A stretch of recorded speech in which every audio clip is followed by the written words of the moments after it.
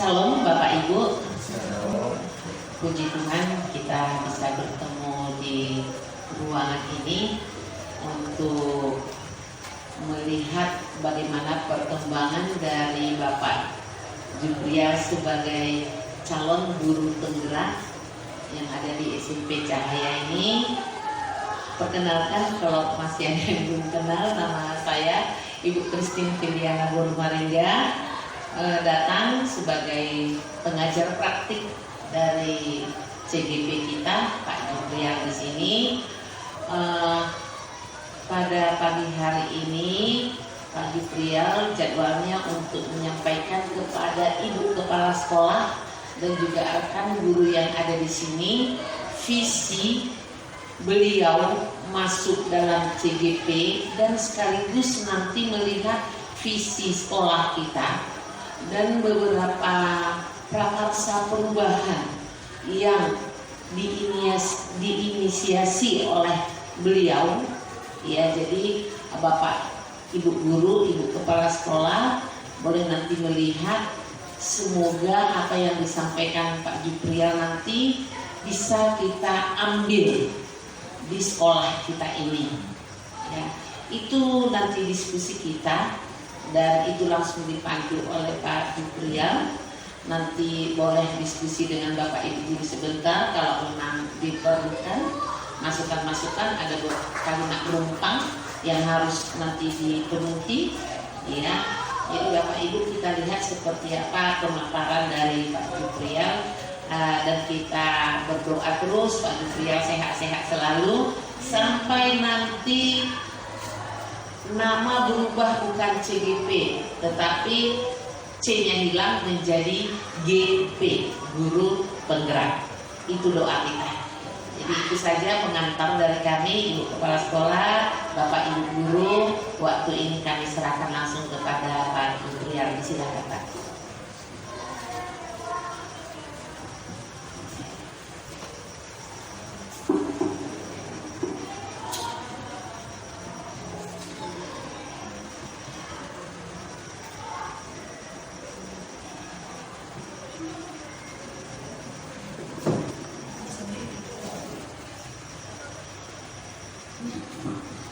Baik Bapak Ibu, salam.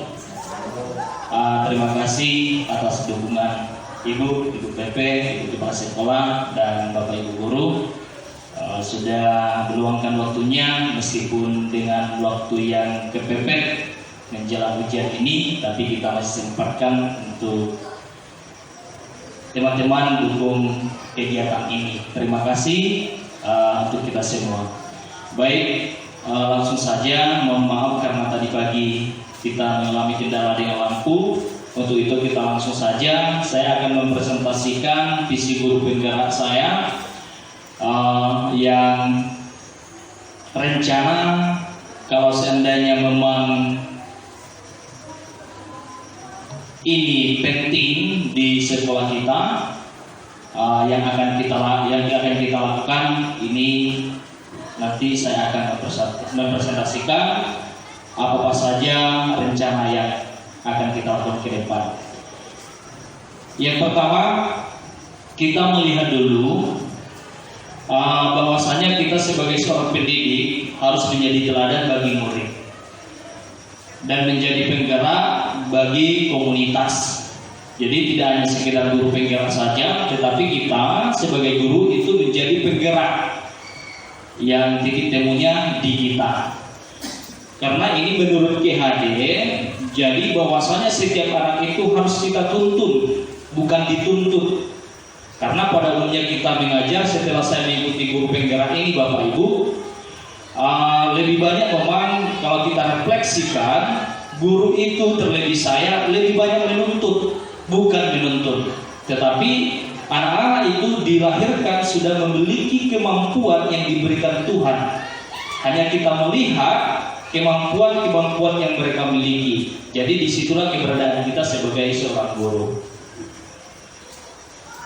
Berikutnya Bapak Ibu, sebelum kita melanjutkan ke visi, kita melihat dulu beberapa profil pelajar Pancasila. Ada 6 profil pelajar Pancasila. Yang pertama, berkebinekaan global. Yang kedua, bergotong royong, kreatif, bernalar kritis, mandiri, dan beriman bertakwa kepada Tuhan Yang Maha Esa. Ini profil pelajar Pancasila perlahan-lahan kita sudah melakukan. Sebenarnya di sekolah kita ini sudah kita terapkan sebagian-sebagian. Hanya karena kita tidak tahu, oh ini namanya ini ya. Karena baru ada kurikulum Merdeka Belajar, baru kita sadar, oh ini namanya bagian daripada profil pelajar Pancasila. Salah satunya contoh yang sudah kita lakukan, penerapan karakter. Itu salah satu kegiatan yang mewujudkan tentang profil pelajar Pancasila ini. Agar dimensi pelajaran Pancasila dapat terwujud, maka guru harus memiliki visi.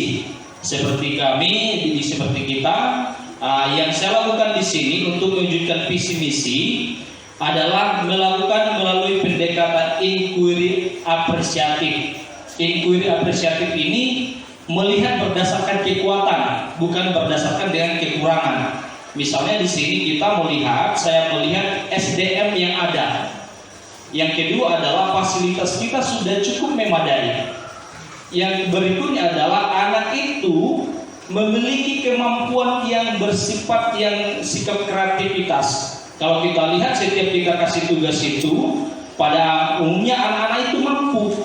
Akhirnya saya melihat, oh ini yang perlu dikembangkan. Makanya saya wujudkan melalui pendekatan ini berdasarkan dengan kekuatan. Tidak melihat kekurangan yang ada di sini, tetapi berdasarkan kekuatan, tinggal kita mengembangkan dan mewujudkannya. Kekuatan yang kita miliki seperti yang saya sampaikan sebelumnya Bapak Ibu, yang pertama adalah memiliki pimpinan yang selalu mendukung. Sudah terbukti Ibu, setiap kegiatan kami di sekolah, kepala sekolah itu sangat mendukung kegiatan-kegiatan ini. Yang berikutnya adalah meskipun kita hanya 7 guru di SMP ini, tetapi SDM-nya itu multi talenta. Makanya itu yang saya lihat. Yang berikutnya adalah memiliki fasilitas cukup memadai. Fasilitas yang ini misalnya pemanfaatan Chromebook, gadget, dan internet. Yang berikutnya adalah murid senang dengan pada umumnya ketika saya mensurvei, melakukan survei lokal, murid itu pada umumnya itu sudah memiliki gadget. Mereka senang dengan yang namanya IT. Yang berikutnya adalah peserta didik pada umumnya sudah memiliki smartphone yang seperti yang saya sampaikan sebelumnya. Kalau di kelas 7, 8, 9 itu mereka itu hampir semua sudah memiliki. Tidak hanya itu, sudah memiliki laptop bahkan. Makanya dengan kekuatan inilah saya merindukan visi yang akan kita bersama-sama Bapak Ibu wujudkan. Karena itu sudah ada. Artinya kita tidak mencari lagi, tetapi tinggal kita kembangkan dan tuntun anak itu. Untuk mewujudkan pembelajaran berbasis IT, saya mengambil visi meningkatkan kreativitas dan motivasi belajar murid melalui pemanfaatan teknologi. Dan inilah salah satu dokumen di kelas 7. Fasilitas kita sudah cukup, makanya tinggal mengarahkan mereka. Ini adalah salah satu dokumen. Anak itu kita berikan materi. Pada saat ini kami sedang belajar tentang Canva, Ibu, yang ini. Anak itu membuat desain. Kalau kita suruh mereka, tolong wujudkan kreativitasnya, buatkan satu spanduk atau baliho atau slogan. Dan ini di modul beberapa saya sudah tunjukkan beberapa karya anak-anak, dan mereka sudah mampu. Artinya dengan kemampuan yang mereka miliki itulah kita tinggal mendampingi mereka. Hanya yang kita khawatirkan, pemanfaatan teknologi juga ada kekurangannya. Untuk itulah kehadiran kita sebagai seorang guru mendampingi anak-anak itu supaya mereka menggunakan teknologi yang mereka miliki sebagai pendukung pembelajaran mereka. Dari visi tersebut diharapkan untuk mewujudkan seperti filosofi Ki Hajar Dewantara, bahwasanya anak itu dituntut sesuai dengan kodrat zamannya. Memang pada saat ini kita tidak bisa mengelak dari perkembangan teknologi yang ada. Untuk itu peran kita tinggal hanya menuntun saja, mengarahkan mereka supaya penyalahgunaan teknologi itu tidak disalahgunakan ke hal-hal yang merugikan nanti itu. Berikutnya adalah visi sebelumnya, saya meningkatkan kreativitas motivasi belajar melalui pembelajaran IT. Kenapa saya mengangkat visi ini seperti yang saya paparkan sebelumnya, Bapak Ibu? Karena anak itu senang dengan kalau kita kolaborasikan pembelajaran kita itu berbasis dengan teknologi, senang sekali. Bahkan waktu kita belajar bersama, workshop belajar bersama, guru pun senang, apalagi anak-anak. Guru saja senang dan anak-anak lebih senang. Artinya pembelajaran itu kita kolaborasikan dengan berbasis teknologi. Maka visi tersebut untuk supaya mensederhanakan, saya ganti menjadi terwujudnya generasi tangguh, berakhlak dan berwawasan global. Alasan kenapa saya ubah visi ini, karena yang paling penting anak itu harus memiliki attitude yang baik, memiliki akhlak yang baik seperti sesuai dengan profil pelajar Pancasila, beriman dan bertakwa kepada Tuhan Yang Maha Esa. Dan yang berwawasan global ini, berwawasan global adalah bagaimana anak itu melihat, mencari dengan meningkatkan kemampuan mereka itu dengan zamannya. Salah satunya pemanfaatan IT ini. Kita pada umumnya dulu kalau kita refleksikan sebelumnya, kalau kita sebagai semasa kita murid, hanya kita memiliki satu buku. Tetapi yang sekarang ini, anak itu bagaimana kita wujudkan anak itu supaya berwawasan global, adalah salah satunya itulah kita arahkan mereka untuk memanfaatkan teknologi yang sudah ada kita miliki saat ini. Hampir kita semua ini sudah kita punya. Jadi kita tinggal akses, kita tinggal arahkan mereka, oh ini pemanfaatan teknologi. Kemarin saya lihat video salah satu anak SD, dia belajar bahasa Inggris melalui YouTube. Artinya dengan hal yang begitu saya berpikir, ini anak ini berarti guru orang tuanya sudah berhasil mengarahkan anak ini bahwasanya gadget yang mereka miliki itu mereka manfaatkan untuk belajar. Makanya inilah yang saat ini yang kita wujudkan, yang sama-sama kita wujudkan. Anak itu sudah memilikinya, tinggal kita arahkan mereka. Jangan sampai salah pula, karena pengaruhnya memang besar, tetapi manfaat bagi mereka juga besar. Agar menciptakan generasi yang mampu memanfaatkan teknologi arah yang lebih baik, untuk itu kita melihat ini ada suatu bukan pertanyaan, tetapi kita sebagai kalau kita refleksikan, kita memimpikan murid itu seperti apa sih? Lalu yang kedua, kita percaya bahwa murid itu adalah memiliki apa? Di sekolah kita mengutamakan apa? Kalau kita mengajar atau berinteraksi dengan murid. Kemudian murid di sekolah kita sadar bahwasanya mereka memiliki bagaimana mereka. Yang kemudian kita sebagai warga di sekolah ini yakin sasaran kita kan ini untuk anak-anak. Sebagai guru, sebagai warga sekolah, kita menginginkan anak itu seperti apa atau sekolah kita seperti apa untuk kita rencanakan ke depan. Kemudian kita dan warga sekolah ini paham bahwasanya, contoh bahwasanya anak itu memiliki kemampuan yang sudah lahir, sudah memiliki kemampuan yang diberikan Tuhan. Ada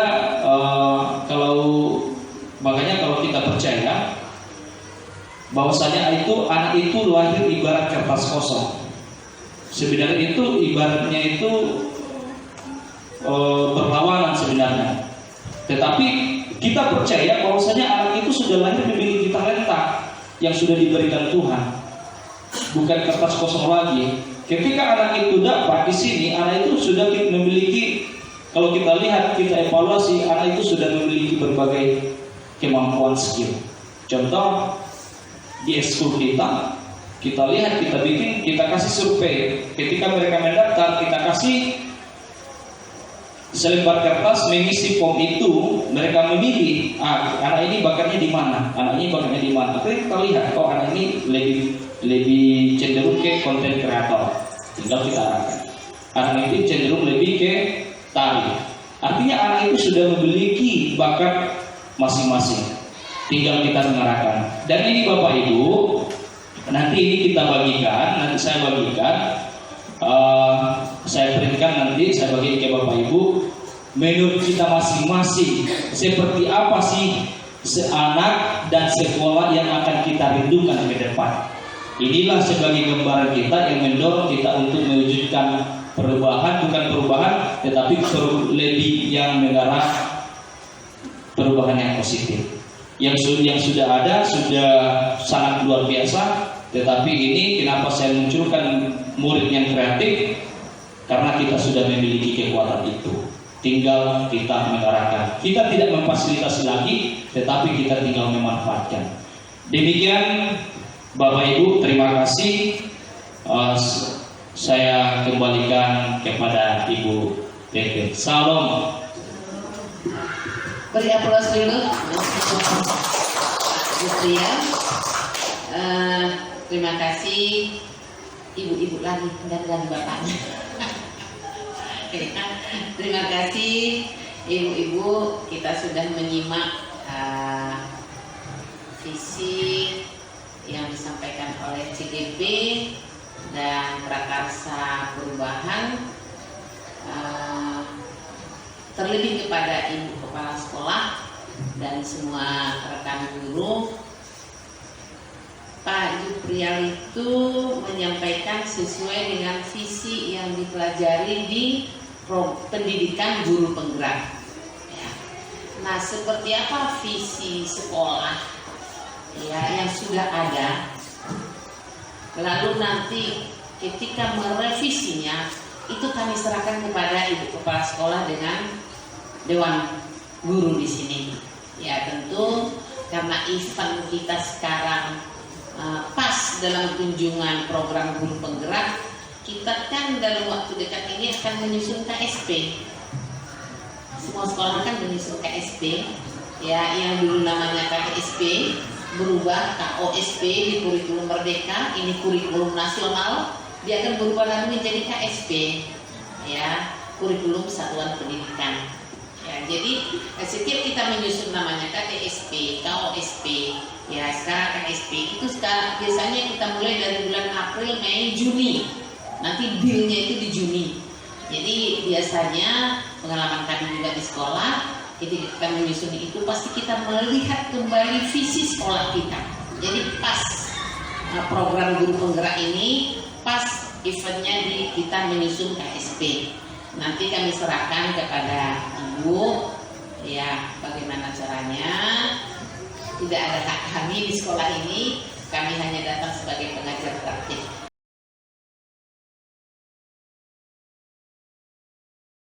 Lanjutkan materi kita tentang rekam tes itu dan kita praktek. Kita hari ini terakhir semuanya. Ya. Namun sebelumnya Bu, ini berkaitan dengan praktek terkait masalah kedisiplinan kelas. Yang di luar jam berisik. Ini terkait kedisiplinan kelas. Tahu disiplin itu kan? Karena akhir-akhir ini memang Bapak aku juga Bapak tinggalkan, memang sudah berkurang masalah kedisiplinan kita. Jadi untuk itu, ini ada sticky note. Ini ada sticky note. Kedisiplinan itu supaya kita membiasakan berubah sikap kita supaya lebih baik. Dan di sini Bapak sudah buatkan keyakinan kelas. Keyakinan kelas ini kalau kita kenal dulu sama dengan aturan, hampir sama, tetapi ini disederhanakan dengan keyakinan kelas ini tidak boleh menggunakan kalimat negatif. Salah satu contohnya jangan terlambat. Pakai jangan, tidak, itu tidak boleh kita pakai untuk keyakinan kelas ini. Ini kita terapkan. Tuliskan berdasarkan dari hati kamu, tidak ada unsur keterpaksaan, dan kita sepakati nanti tidak perlu banyak, tapi itu betul-betul kita terapkan. Ketika nanti kamu kelas 9, itu tetap diterapkan keyakinan kelas ini. Nah, contoh jangan terlambat ini kita ganti dia adalah datang tepat waktu. Misalnya kita jangan membuli, apa? Saling menghargai. Begitu ya.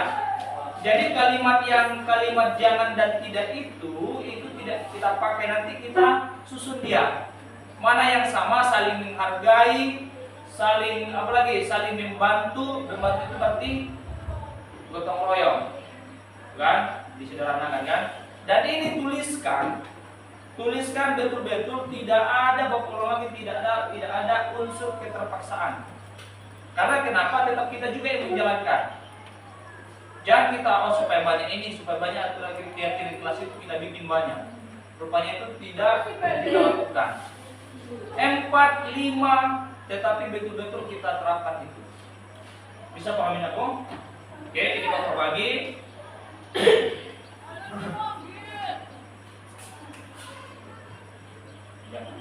Kasih namanya di sana sebelum menuliskan. Kemudian tuliskan apa keyakinan kelas yang menurut kamu yang kita akan melaksanakan.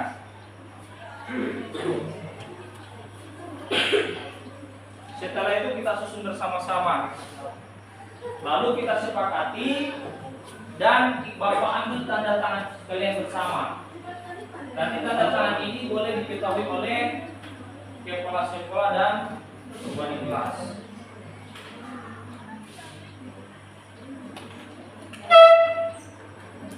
Jangan sampai salah tulis yang ada lemnya. Kalian Bapak sering salah tulis ini terbalik-balik. Untung tidak terbalik Bapak.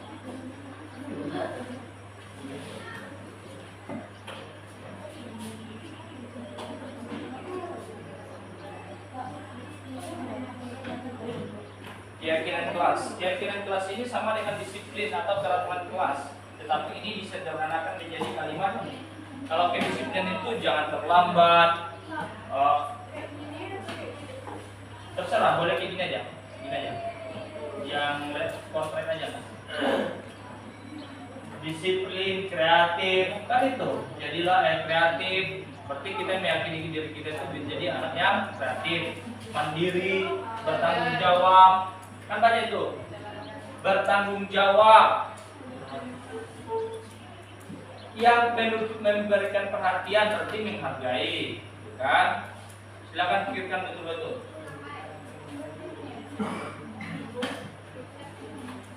Kalau sudah selesai, kamu tempelkan di sini aku yang ada kertas ini. Biar kita susun. Silakan. Satu aja, Pak. Satu saja, ini perlu banyak-banyak. Satu saja. Siapa ya? Tanda tangan gua, Pak. Boleh juga tanda tangannya boleh. Boleh juga tidak. Baca lah. Dalam, Pak. Maju deh. Tidak. Apa itu, Pak?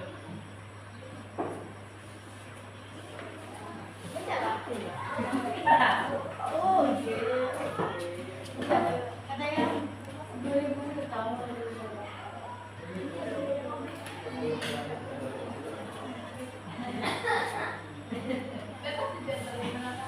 Silakan bebas. Yang penting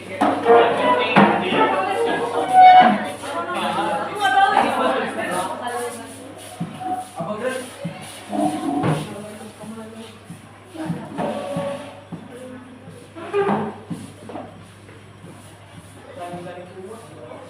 Emang kenapa laporannya, Pak?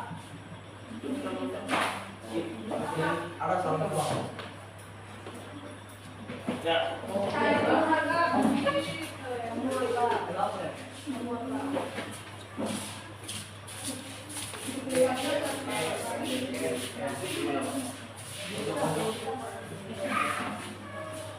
Dia